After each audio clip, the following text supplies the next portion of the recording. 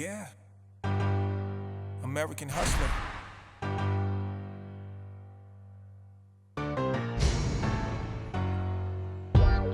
I got the city on lock, getting this money round the clock. Cause I am a hustler, pushing product on the block. Never sleep cause the grind don't stop. Cause I am a hustler, stay away from the cops. Ain't trying to do time in the box. Cause I am a hustler, don't believe me, just watch. I'ma make it straight to the top. Born on the hard streets of Philadelphia, Jimmy the Saint was the oldest of his mother's 5 children. Raised in the drug-infested, crime-riddled Mill Creek housing projects in West Philly, Jimmy was forced to grow up fast. I grew up in the 46th Street projects. I never knew my pop. I never knew nothing about it, never asked about it, never knew nothing about it. I had him when I was 17 years old. It was a struggle. His father wasn't in our lives. My father, like I said, I never knew about dude until my mom told me one day, mentioned something about him, and I learned a little bit of information about him. I learned that he was a guy that was heavily into music and writing songs, and so we had that in common. He had a lot of children, because I later found out I had a lot of brothers and sisters. Other than that, I don't really know too much about dude. He never was there for me and my mom, so there was no need for me to really reach out. You know what I'm saying? I was so focused on what I was focused on, trying to survive the streets, peace to him wherever he at. You know what I mean? No hard feelings. I'm a hustler. I'm gonna make it happen, with or without the proper people that's supposed to be in your life, because I'm gonna make it right. Jimmy decided to walk his own path, a path that would lead him to a life of crime, drugs, murder, and hard prison time. So I actually grew up with my stepdad. That was my brothers and sisters' father. But growing up as a young child, you know what I'm saying, my mom made sure that I had everything. In the early 80s, as a kid growing up in West Philadelphia, Jimmy and his neighborhood friends would all hang out together. They would pass the time by wrestling on mattresses, building clubhouses, and catching the latest kung fu flick every Saturday at the famous Capitol movie theater. Growing up in the 80s, as a teenager, it was a lot of fun. But, it was wild too, it was crazy. But, I remember hanging with the homies around the way and wrestling on mattresses and building the clubhouses in the backyard and, doing all that stuff that young kids in the ghetto do. I remember around 1985 when I heard this big boom.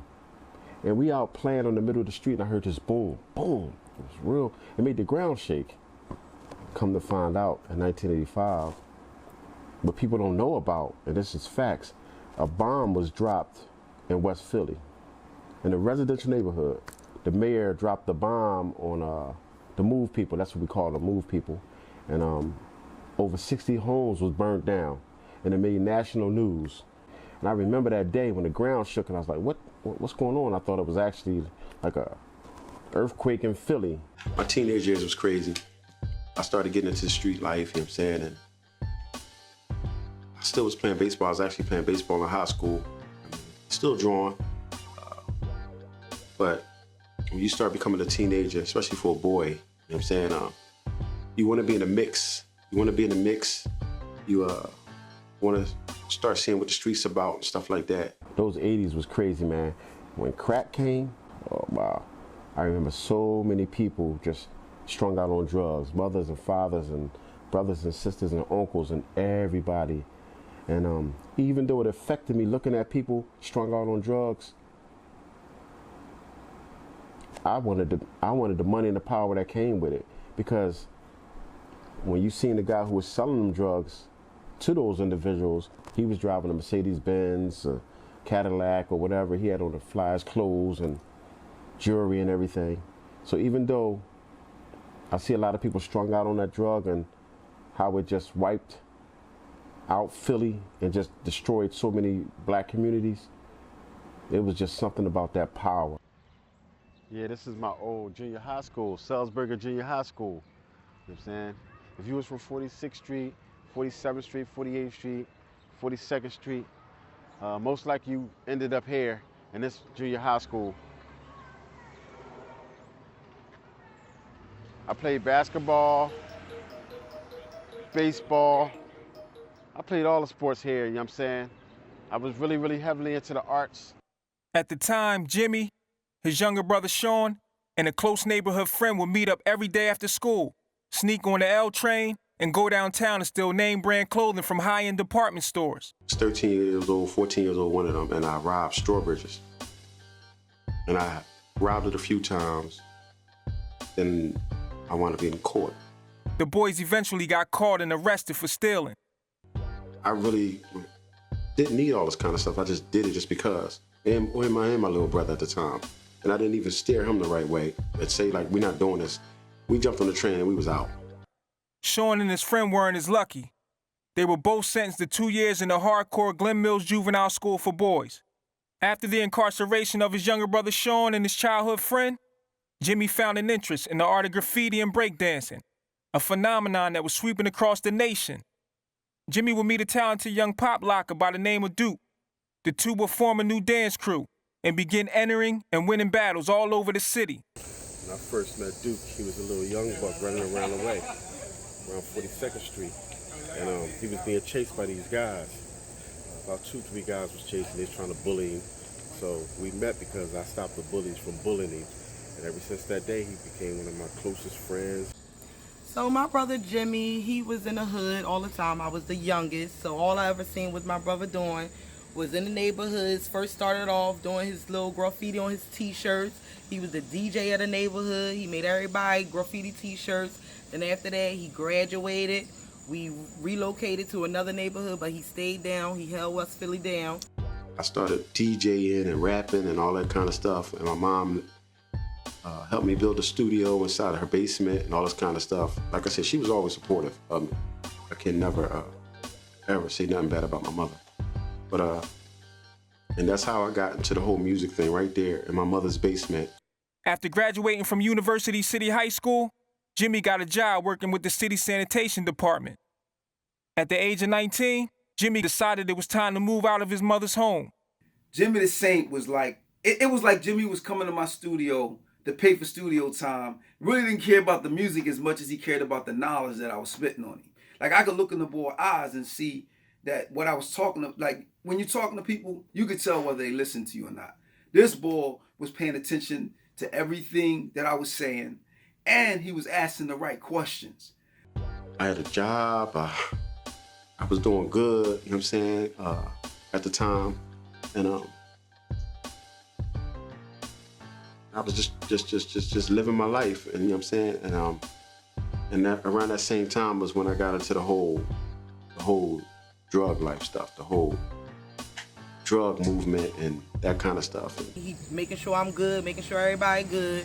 Of course, every holiday, he never missed a holiday. Mother's Day, Christmas, anything. He loved his family. That's number one and foremost. He loved his family, and he loved his neighborhood. He held everybody down, period, point blank. With the growing popularity of gangster rap music, the hip-hop culture was gripping the entire country. Groups like NWA and the Ghetto Boys had a major influence on young men like Jimmy.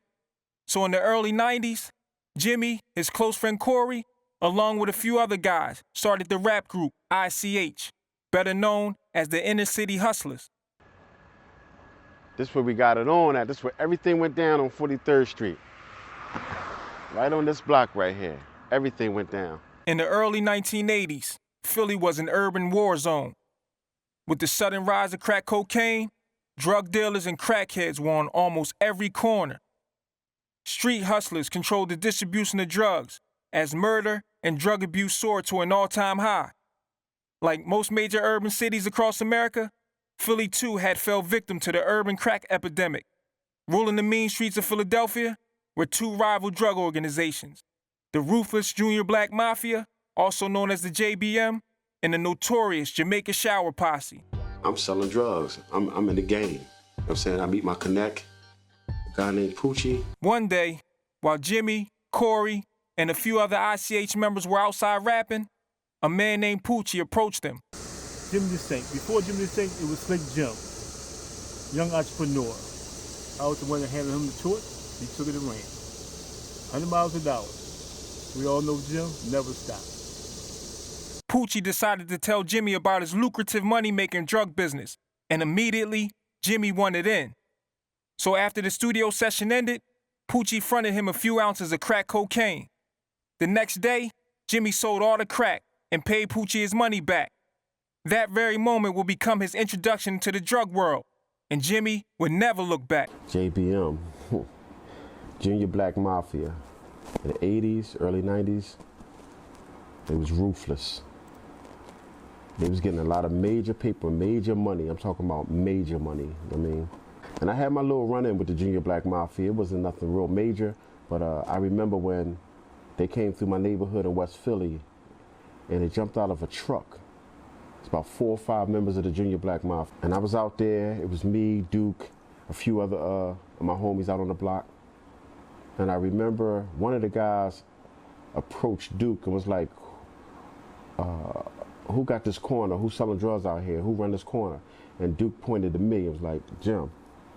And the dude was like, well, where you get your cocaine from? Where you get your drugs from? And I didn't answer him, like, why? And he was like, well, wherever you get it from, we got a better price for you. You know what I'm saying? You should get down with us. And I remember refusing. And no violence or nothing really popped off or nothing.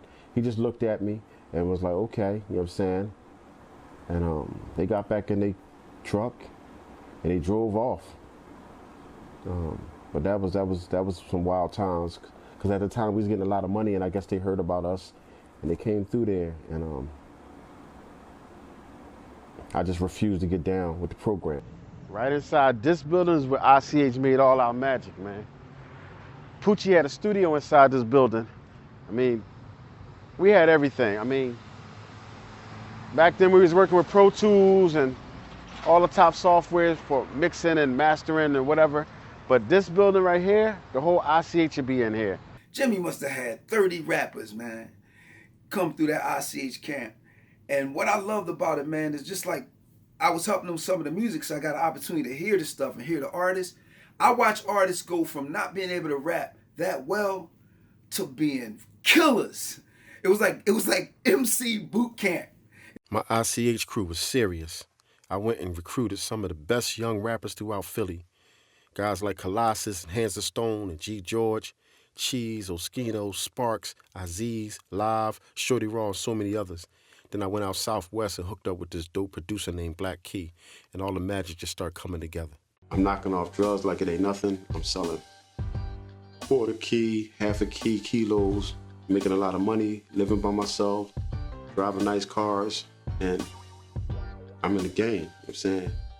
And it was just crazy because it just happened so fast. So I'm working for the city, and at the same time, I got 10 dudes selling drugs for me.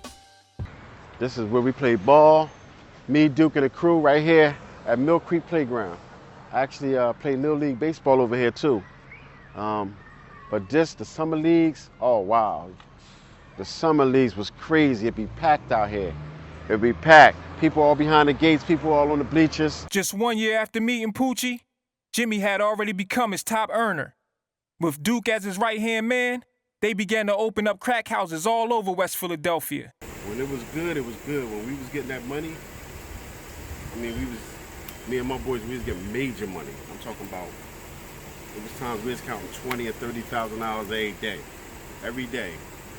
Trash bags, pillowcases full of money, we dumping it out, counting. Man, when I first met Jim, back in the day, long time ago, man. Jim was out in these streets, ahead of the game, hustling young. He was a good dude. He was established by 15. Showed me a lot of stuff. I credit a lot of the ways I am now, a lot of the things I learned, a lot of the shit that Jim told me. That hustling, you know, working, being loyal to your family. You know, ain't nothing but good words coming from me. We was in these streets, man. Yeah, I had this the heart of 43rd Street right here. Penns Grove, Westminster Ave, right there, where that abandoned little lot at, right there is where I had a crack house. I used to sell nicks, trays. It was crazy back then, but this where it went down at. Right here. Jimmy would quickly graduate from moving a few ounces of cocaine to pushing major weight, kilos, becoming one of the top drug dealers in the entire area. With their new popularity and sudden wealth, Jimmy and Duke decided to move out of their 42nd Street neighborhood and into a luxury apartment building near City Line Avenue. Yeah, Jim third floor, man. He done a lot of things. Whatever you name, whatever you want, whatever brackets you want to go to, Jim done it. It don't matter. Whatever game was, whatever it was, he had his hands in it. From the music, from the streets. No, in the streets. Not in the street, in the streets. In the game deep, major war, everything. Like, you know, we done it, man. I was trying to get to that dollar, man. I mean, by any means necessary. Like I said, a lot of stuff I did, I didn't really have to do. I mean, I was good. I had a good job. I was in a good situation. But I don't know, it's the lust of money. I'm not gonna say the love of money, it's the lust of money. And sometimes when we lust something, it get the best of us. Saying, I don't think you could truly love money, but you could definitely lust it. I was about 17 years old when I was in the gauge. I came home. I was going for about 10 months. Came to Jim. Jim had the whole motherfucking hood locked down. Every corner. Took me to his crib, go to a wall, this big ass picture on the wall, pull a bag of money from behind the wall, throw all the money on the bed. Said, you ain't gotta get a job, it's all us. Niggas ain't never doing no shit like that. Around the same time, artists like the Fresh Prince, Cool C, Steady B, EST, Tough Crew, and 100X had the city in a chokehold, the ICH crew was building their own popularity on the Philly hip-hop scene. We was doing real good, opening up shows for a lot of top artists around the city and out of the city, you know what I'm saying? I had a few meetings with a few record labels up in New York. So I was just in the mix, you know what I mean? I was really in the mix. I was trying to get it, you know what I'm saying? Money, legit, illegal. I was trying to get it, because around that time, when I look back and reflect now, it's like I was really confused and I was just chasing the dollar. Like I said, you had a lust for money, you know what I'm saying? You can't really never love it. The money was flowing in, and Jimmy was living a good life. Beautiful women, jewelry, extravagant fashion, and hood fame. Jimmy even purchased 2 luxury cars for him and Duke to cruise around the city and show off at the weekly Hustlers gathering at the famous Belmont Plateau, the official meeting grounds for the top drug bosses from all over the city. Right here, this is the famous Belmont Plateau. Every Saturday and Sunday, you talking about popping, I'm talking about thousands and thousands of people out here. Thousands of people out here partying, cooking out, grilling, you know what I'm saying? It just was popping down here. The music be banging, you know what I'm saying? It's the famous Belmont Plateau with Will Smith mentioned in the Summertime song. You know, back in the plateau where everybody go. This is it right here. Jimmy and Duke linked up with a neighborhood friend named Cheese, who was also a major player in the drug game. Along with a few other close friends from 42nd Street, they would lock down their entire neighborhood, building a $20,000 a day drug operation. In a few short months, the 42nd Street crew had become the topic of discussion throughout the city. From the street corners to the bars and barbershops, the people were beginning to take notice.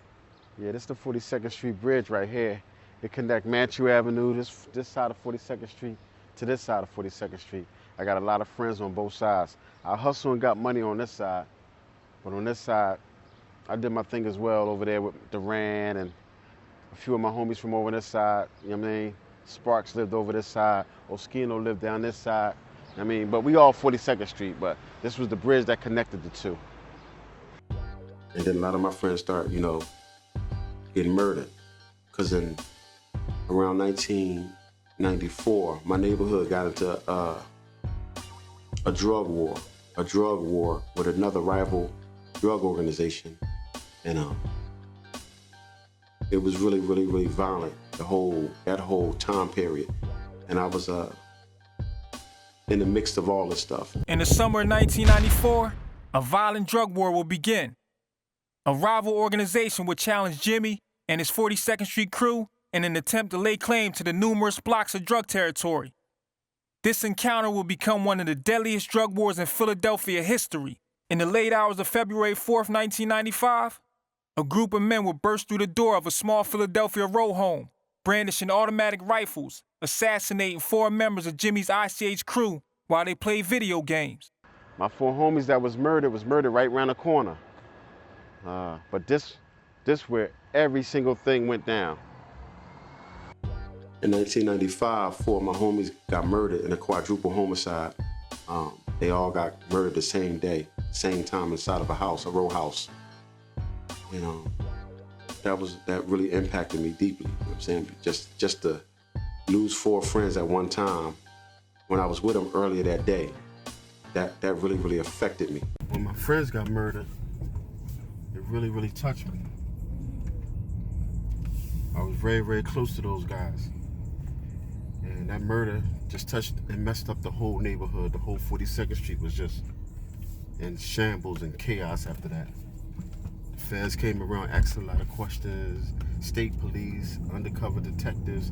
You know, it was real crazy because, you know, 4 black men get murdered at one time. It's going to make the news, you know what I'm saying? So I went to 4 funerals in 1 week. The following week, I went to 4 funerals, all their funerals, and it was just crazy at the time. And all we was thinking about was some get back, because our homies got murdered while they was playing video games in the middle of the night, and you know, the guy snuck up on them. It is what it is. But that was part of my life that really touched me. It really, really bothered me. It really, really messed my whole crew up, for real. So, you know, I was really, really depressed and just going through it. This will become the first quadruple homicide in Philadelphia history.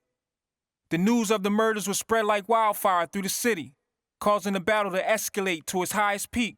The death of their 4 fallen friends left Jimmy and the surviving members of the 42nd Street crew devastated.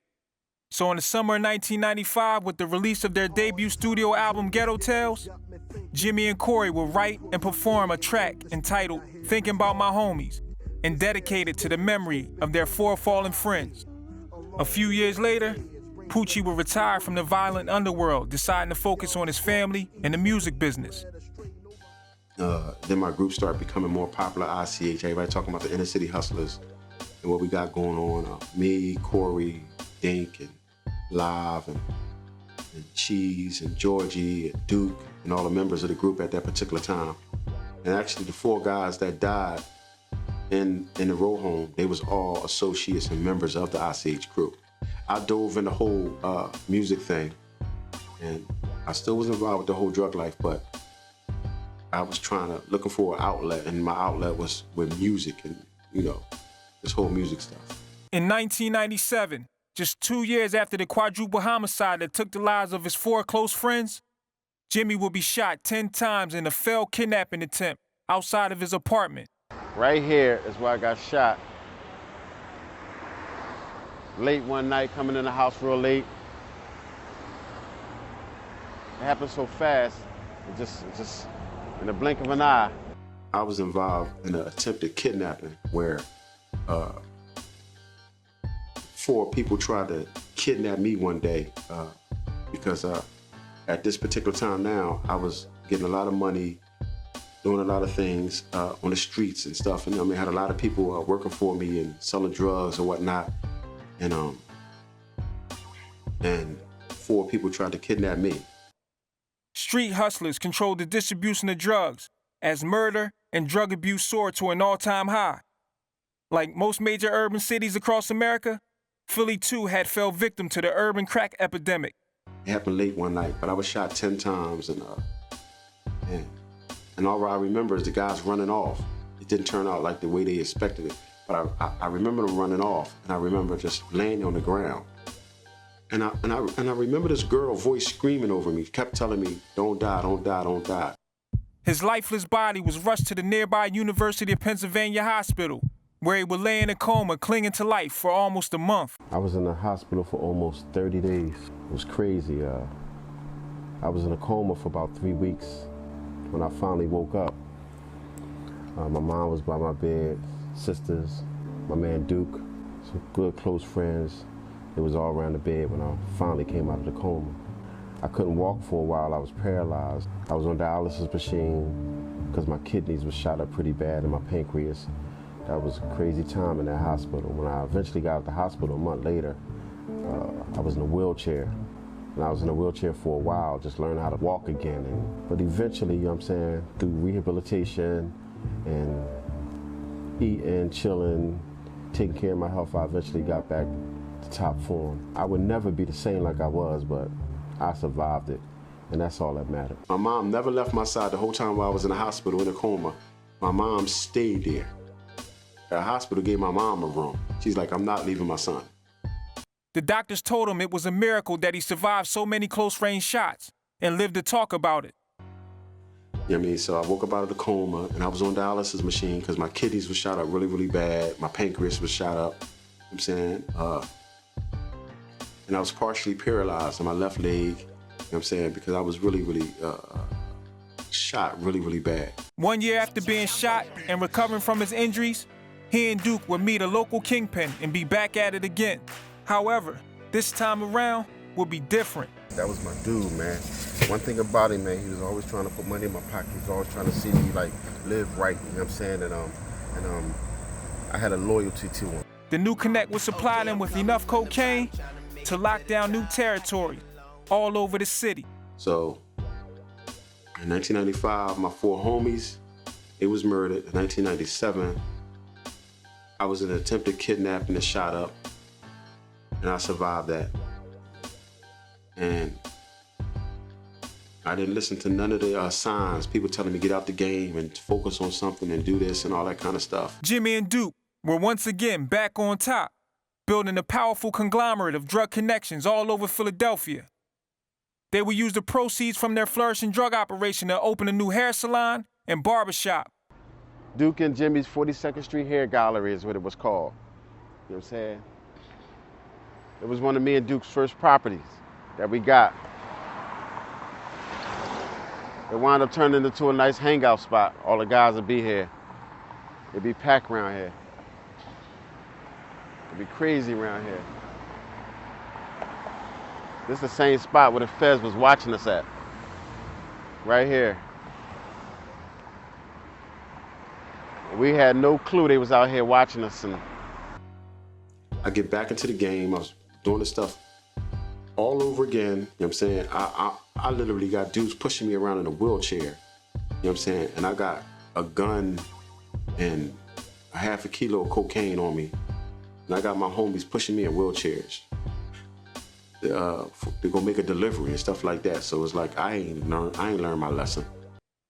However, unknown to the crew, their trusted inner circle had been breached, as one of their own turned informant, secretly working with the FBI wearing a wire, with one main objective: to take Jimmy and his entire drug organization down for good. This is where I used to rest my head at night, right here on Presidential Boulevard, right here at the Lincoln Green condominium apartments. You know what I'm saying? This is actually where the FBI came through one early morning, kicked the door in, and arrested me when I found out I was indicted. Right here, Lincoln Green apartment complex. I'm at my barber shop one day, and a friend of mine asked me some cocaine or whatever. You know what I'm saying? I sold him some cocaine, and he got a wire on it. He working for the FBI. So while I'm doing this major deal with Rockefeller Records over here and ICH and what I got going on, somebody on the other side set me up with the feds. He tried to set the whole neighborhood up. It wasn't even just me. He ended up getting me and my man Duke. That was just crazy. The whole neighborhood was talking about it, like, you know what I'm saying, how he did what he did. The wiretap worn by their childhood friend would be the cornerstone of the late 90s federal indictment charges for the distribution of cocaine brought against Jimmy and Duke. So they investigated me that whole summer. He got me on wire tape and all this kind of stuff, you know what I'm saying, set me up. You know what I'm saying? And he's setting my best friend up as well. And he's trying to set other people also. But he was real close to me. He was close enough to me for me to get set up. You know what I'm saying? Because at the end of the day, it's your friends who get you.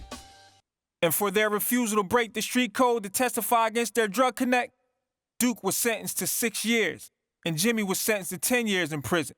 I wound up getting indicted. Right after getting my group was this big deal, and I'm like sick. You know what I'm saying? So I prepared myself to go in. You know what I'm saying? And I took the first deal, 10 years. My lawyer told me to take it. He said, you go to trial, you're gonna get life, Jim, because the friend that got you on wire is gonna testify against you at trial. And when he testify against you, you're gonna get a life sentence for the amount of drugs that you sold him.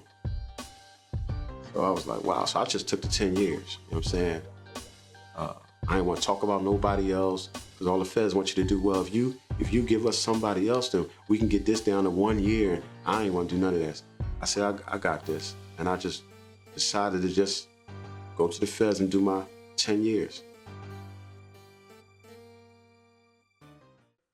As for the friend who set them up betraying their trust, he would vanish without a trace.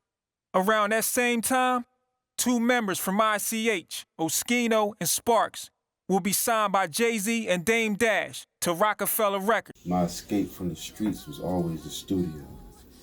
Just always making music, working with the guys, all the rappers that I ran across that was a part of my ICH movement. I remember when Oskino and Sparks first got their deal with Rockefeller, and how the whole neighborhood was happy for that. It spread throughout Philly like crazy, you know what I'm saying? I remember when Cassidy came through my studio once and battled one of my rappers. And E.N.S., so many of the Philly legends of hip hop, you know what I'm saying, I ran across, but the studio was always just my escape. When I got tired of the street life and selling drugs and drama of the streets, I just would always come to the studio, sit back with a few of my producers and just make some nice, beautiful music. Focus on, you know what I'm saying, my craft. So writing and producing, that was always my escape. And the sad part about it is when I left there, I was right back on the streets. These niggas out here be fraud, be faking me. This new wave shit, niggas acting like they tough. They ain't really lived a life. Real niggas been through that shit. He one of them. Nigga did 10 years. Motherfuckers can't do 2 days. They tell on their whole family. I really looked at it at the time, it wasn't that bad. And I was like, you know, God got something better for me. I can sit and complain all I want. Yeah, my group just got a big deal and all this kind of stuff, but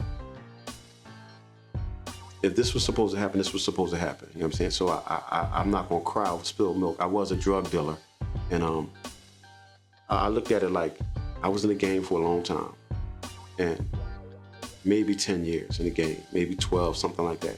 And if I got a year for every year that I was in the game, then okay, it's my time to do my time, and that's just what it was. I remember sitting in my cell, almost traumatized that next 10 years of my life inside this cell. That just bothered me, just sitting there, and it's just like looking at the small toilet and a few pictures on the wall and the sink, and I'm just like, wow, this is crazy. Is this what my life came to? Just the thought of that would eat at me. And then something just told me just to pick up a pencil and some paper. It just came out of nowhere, and I said, I'm gonna do something about it. If I gotta spend a decade in federal prison, then I'm gonna do whatever I can to better myself. And when I picked up that pen and pad that day, it just came out of me. It's just like I just started writing. And I just started writing stories from out of nowhere. They just kept coming. It kept coming. At that moment, I just felt like I found my true calling. It's like, wow. I didn't have no distractions. You know what I'm saying? I didn't have to worry about nothing. All I had was that pencil and that blank piece of paper, and that started it all. And that was the beginning of me becoming a book author. Just 1 year into his lengthy prison sentence and inspired to do something with his life, Jimmy would pen his first novel, a book titled Money, Desires, and Regrets. And I told my cellie, I said, I'm gonna write me a book. I'm gonna write a book. So I literally wrote a book. I started writing a book. When I was finished a few months later or whatever, he read it. He said, Jim, this is really good. I think you should stick with it. He said, I'm gonna let some other people read it and see what they say. Real good brothers by the name of Prince. Prince said, man, you know, you got a homie, man. You know, Jimmy the Saint, man. I said, Jimmy the Saint? He says, yeah, man. Real phenomenal dude. And when I had the opportunity to walk past him, he was sitting on the bench. I said, the rapper. The brother looked up and smiled. smiled back. It was immediate, I'm talking about immediate chemistry. You know what I mean? The brother got up, stood up, we shook hands, we embraced, and I was telling him what I was trying to do. And he said, hey man, look, later on we're gonna go ahead and get together, man. So I came out later on, we sat back on the bleachers, and I was telling him and I was showing him what I was trying to do, and the brother said, hey man, check this out. This is how I need you to go ahead and do this. This is how I want you to go ahead and do this. And the thing about it is this here, is that everything that brother said, and me listening to that brother, you know what I mean, from what he was doing for himself, his endeavors, his plight, you know what I mean, and the way how the brother actually turned around, man, and created his whole foundation, it all set a strong grasp within me, and it inspired me to the extent that a tear fell up out my eye, because I felt the sincerity of that brother's heart. I felt the sincerity of that man's intentions. I saw that man in the vision accomplishing everything that brother said he was going to go ahead and do. See, this ain't something that I'm just going to sit here and make up. It ain't even about making up no stories. It's about expressing the truth. It's about expressing all the things that individuals, you know what I mean, sit there and say, and they not just say it, they accomplish it. This man is an accomplisher. The man is a finisher. This is a man that I'm grateful to call my brother. This is a man I am grateful to call my friend. This is a man that, when I pray for myself, I have to ask the Lord to protect this brother and continue to bless this brother. Why? Because I want to see this brother succeed. Because I know that brother feels the same way about me. I know that brother feels the same way about me. A few months after writing his second novel, On Everything I Love, Jimmy will reach out to best-selling urban literary author Vicky Stringer to check out his work. So I'm like, wow, that's crazy. I was just reading this person's book now, and she's sending me a number to call her. So I called her, and she's like, this Jimmy the Saint? I'm like, yeah. She's like, the Jimmy the Saint? I'm like, yeah. She's like, boy, you could write. You got some stuff to talk about. I read your whole book. So I'm talking to her, I'm like, wow, I like your stuff too. And she said, I just called my company up in New York and told them about you. They want to give you a 2-book deal. And I'm on the phone in jail like, huh? She's like, yes, your book is really good. I told them, I sent it to them already. She had liked that I reached out to her, told her I love her story, and I told her I was a writer as well. She read my stuff, sent me her number to talk to her, and then she had set me up a book deal already. 5 years into his bid, Jimmy will have over 30 novels written, leading to the launch of his publishing company, The Saint Entertainment. In 2006, at a federal prison in Texarkana, Texas, Jimmy would run into one of the biggest drug dealers in U.S. history by the name of Freeway, Rick Ross. The two would instantly become the best of friends. While I'm having this conversation with these two dudes, a guy walking by, he stopped, and I look over, I know who it is. He listening. And then the guys walked their way. He said, hey, you write books? I said, yeah, I write books. He said, you know who I am? I said, I know who you is. You Rick Ross. Yeah, when I first met Jim, we was in Texarkana. Somebody brought him to me, told me he was a book writer, poet, rapper, what else they say, Jim? Jim do it all, you know what I'm saying? And this Rick Ross, the biggest drug dealer in U.S. history. He just stopped right there. So me and him talking, he said, yeah, you know, I always wanted to write a book about my life and stuff like that. And I knew he was in there doing a life sentence. You know what I'm saying? I knew he got caught with all the cocaine, you know what I'm saying, and everything. And he was involved with the big drug cartels over Nicaragua. And in 2007, Jimmy and Rick would together begin writing their new book, Black Scarface. Jim is, you know, he's a true hustler to the bone. You know what I'm saying? He gonna hustle something. I'm gonna hustle something. Yes. After his release in 2009, Jimmy would publish the book under The Saint Entertainment. Yes, I'm gonna write a book, man. I'm gonna write a book called Black Scarface. Now Jim is talented though. We was there, Jim wrote Black Scarface in 30 days. And I need your help. He said, what you want me to do? I don't write, I don't read, I don't do that kind of stuff. I said, it's gonna be a story based on a guy from Philadelphia, and he moves out to California for a while, then he comes back to Philadelphia. I said, all the California part, I want you to tell me how I go, how it really is out there. While serving his time in the feds, Jimmy directed his focus into the writing of books and movie scripts. He would also begin strengthening his faith in God. After his 2010 release, Jimmy would head back home to Philadelphia with a plan to find success in other ventures far away from the violence of the drug game. However, 2 short years later, tragedy would hit home. Sadly, Jimmy's younger brother Sean will be brutally murdered in broad daylight outside of his home while sitting in his car. My brother's death really bothered me. You know what I'm saying? That really messed me up. I was just with him 15 minutes before he was murdered. Literally drove by his house and asked him if he wanted to take a ride with me. He said, no, he'll see me later. I drive off, and 15 minutes later, my phone rang, telling me that my brother was shot. It was just crazy. That just messed me up big time. We were so close, you know what I'm saying? I had 3 sisters, but I only had 1 brother. And my mom made us do everything together. You know what I'm saying? He was always my little brother, you know what I mean? So he was always tagging along with me. I mean, but Sean's death really bothered me to the core of my heart and soul. It just bothered me because, you know, he looked up to me. And to know that you just left him and moments later he murdered, you know, that messed me up big time. It messed me up big time, and I'm gonna need a minute, man. A few years later, Jimmy would write and direct the urban film The Trap, inspired by his brother's death. After my time was done in the joint, I left prison running full steam ahead, man, you know what I'm saying? I got into more books, parties, concerts, shows, hanging with celebrities. I had to do my thing, man, you know what I'm saying? And I had a lot of good people out here waiting for me to readjust back to society, you know what I'm saying? But I came out and I was like, I'm about to do something real serious here in Philly.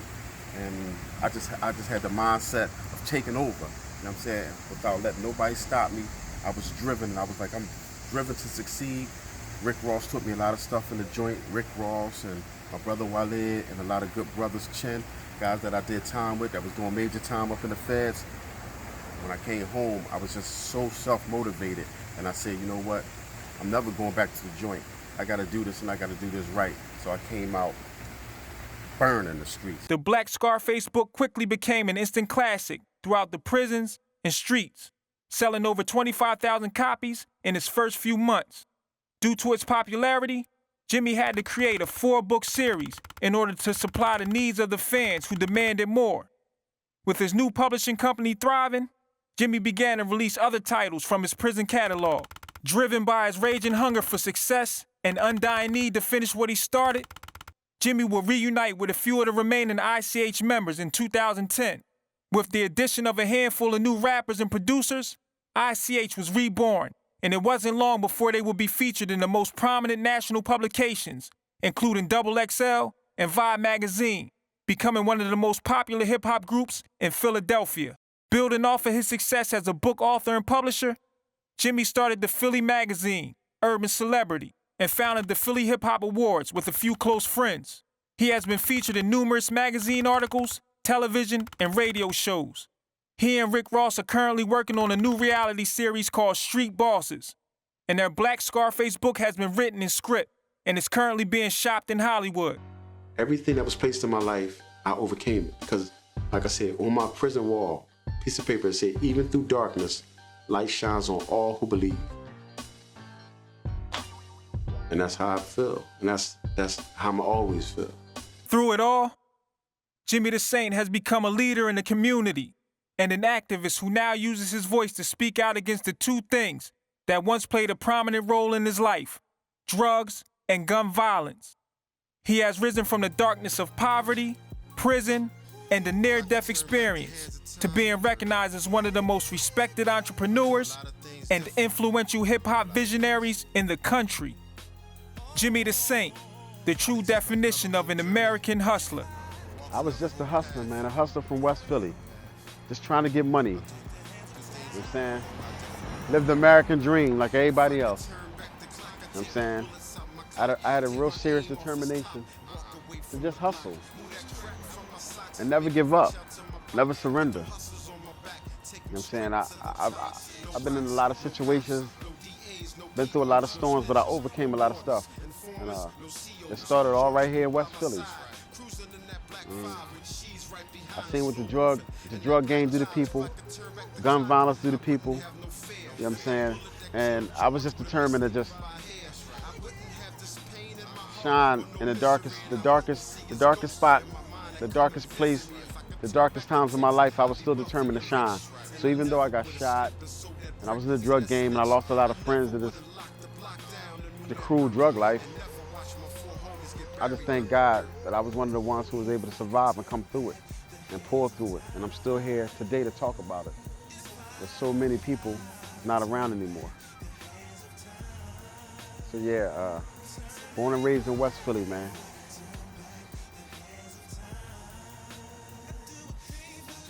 I'm just glad I was given a second, a third chance to get it right. I'm from where the streets is hot and the hammers pop and the youngsters all plot to one day own a yacht where we aim for the top and pray twice a day because time is the thief that steal our life away. I'm from where the cops is crooks and the streets is dirty and niggas with life sentence start snitching to get to 30 where they break down bricks, turn O's to Knicks, then drop 100 G's on the Sixers over the Knicks. The home of the body bags where niggas bag bodies and the game ain't the same since the feds grabbed Gotti. I'm a player with 2 strikes in the bottom of the knife. One more strike and the feds will give me life. See my sister chase pipes, strung out on drugs. They say blood thicker than water, but love thicker than blood. Live the life of a hustler, 9 by the navel, triple bean scale and a brick of crack on the table. In the Ducky Stash house surrounded by all homies, while the money machine keeps spitting out all phonies. Big faces on bills, goons clap what they steal. My life is a movie, but the actors are real. No scripts, no stunts, no movie stars. Filled with sex, drugs, and murder is rated R. I keep the cross around my neck, but the gauge in the car, cause the saints stay prepared for the stages of war. I flip bricks of raw, turn rocks to cash, but learn the road to success is not an easy path. Trips to New York with an easy pass, then right back to Philly to make easy cash. In a world of my own, I was in too deep, surrounded by wolves who was dressed like sheep, but the streets is watching. I peeped the sign. Niggas are telling their mom just to skip doing time. I went from pushing stones and packing chrome to doing time with lifers that's never coming home. This ain't just rapping, y'all, is real talk. Seeing bodies outline the street with white chalk. Been shot 10 times, and I walk with a limp, cause the bullets that entered my stomach shattered my hip. In a hospital bed, fed nothing but fluid. And for 3 straight weeks, I took my mom through it. I only talk what I know. If I said it, I did it. This picture I paint is vivid because I lived it. Yeah. American hustler.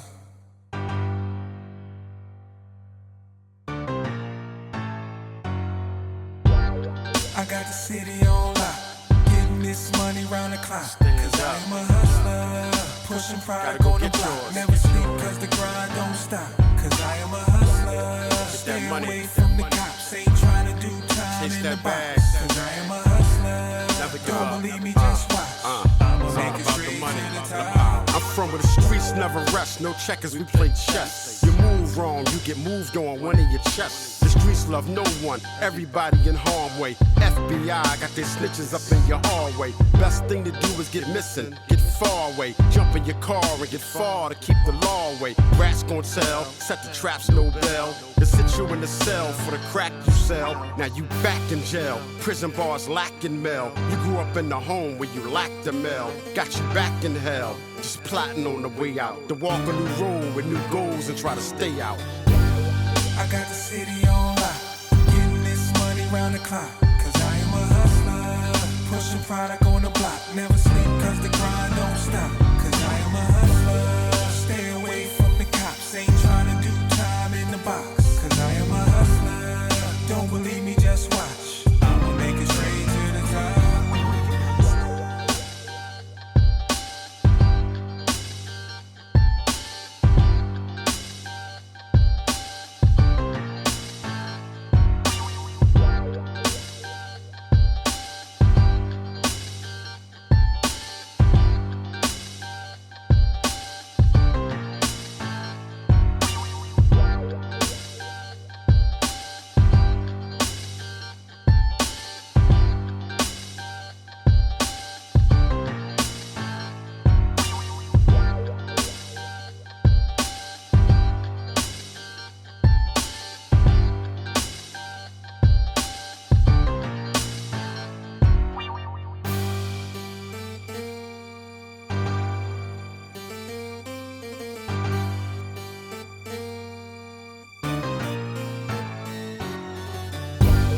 I got the city on lock, getting this money round the clock. Cause I am a hustler, pushing product on the block. Never sleep cause the grind don't stop.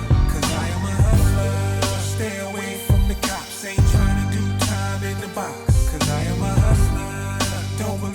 that's why